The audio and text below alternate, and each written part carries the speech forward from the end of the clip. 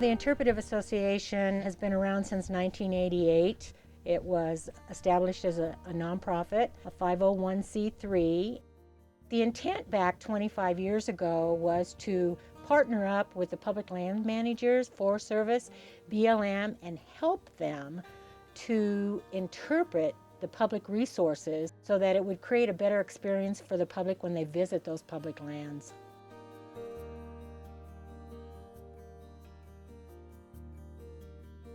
Here in Colorado, we have 25 scenic and historic byways. We have the largest number of scenic byways in the nation within our state. Southwest Colorado has the largest number of scenic drives within the state of Colorado. We actually work with 7 scenic byways. We work with Forest Service, the BLM, to make sure that there is a coordinated effort, making sure that the public is aware of the importance of maintaining these drives.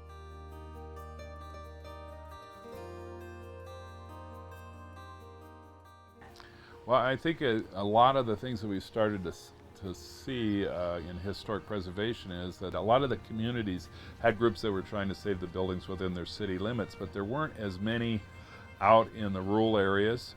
And as we did these kind of planning things with the scenic byways, more and more of these structures came up and more of these kind of projects came up. Somebody kind of has to work at trying to figure out how you're going to protect it, how you're going to preserve it, and particularly out away from the cities on these scenic byways and in other areas.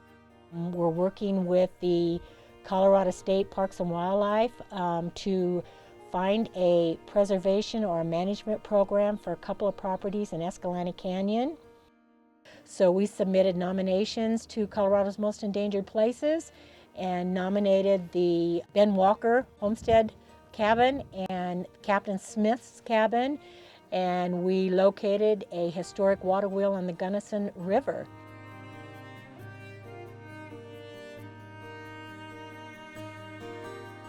Now, I'm excited to share the fact that in the last 2 years, the Interpretive Association of Western Colorado has administered over $650,000 in grant funds. And we have worked with a handful of projects. We've just completed the Interpretive sign project that is located at the Alpine Tunnel Historic District, which is on U.S. Forest Service land, to put up new signs, additional information that makes you feel comfortable to go up that 10 miles of railroad grade to the highest train tunnel in North America.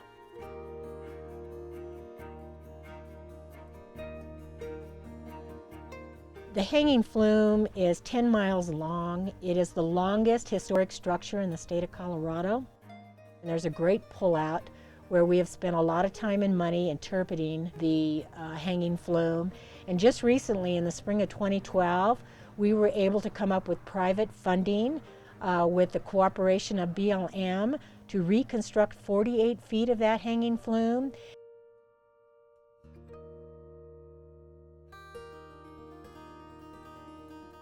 It was one of the first structures of its size kind built in the North Fork of Delta County, Colorado.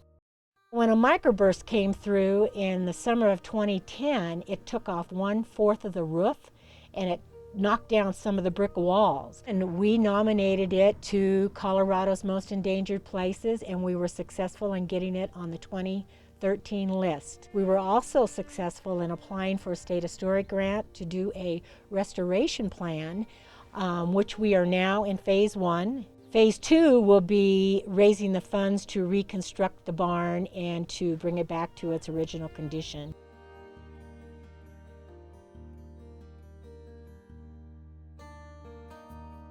Well, I definitely think it's the bringing together of partnerships, that they understand there are all these different groups, wonderful groups out here, each having some very specific interests or very broad interests, and it's the idea of how can we bring them together to look at different kinds of elements that are happening, whether it's on a scenic byway, in a county, in an area, to really solve a problem or look at an issue in a different way.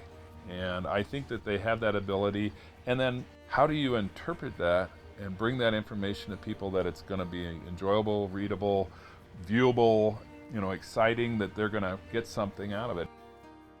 I'm very fortunate to have a board that has given me the opportunity to identify where we need to be in the next 10, 15 years. So I think the future is bright for the Interpretive Association, and I think our credibility is through the roof.